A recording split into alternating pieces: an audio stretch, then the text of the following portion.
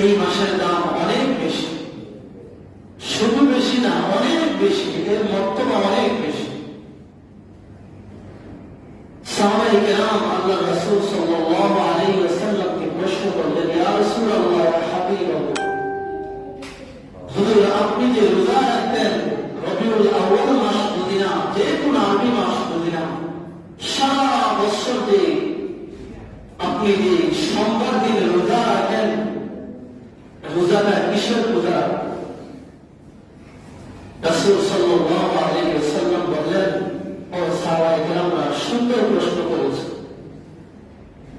আমাকে যখন সোমবার দিন যে রোজা রাখতে দেখো, এই রোজা আমি রাখি, আল্লাহ তাআলা আমাকে এই সোমবার দিন দুনিয়ার মধ্যে পাঠিয়েছেন, জয় করে সুবহানাল্লাহ।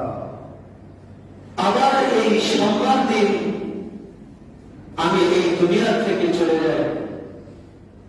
এই কারণেই আমার এই শুকরিয়া তার হিসাবে আমি আল্লাহ তাআলার দরবারে ক্ষুধার্ত থাকি, ক্ষুধার্ত থেকে আল্লাহ তাআলাকে খুশি করি, এই কারণেই রোজা রাখি।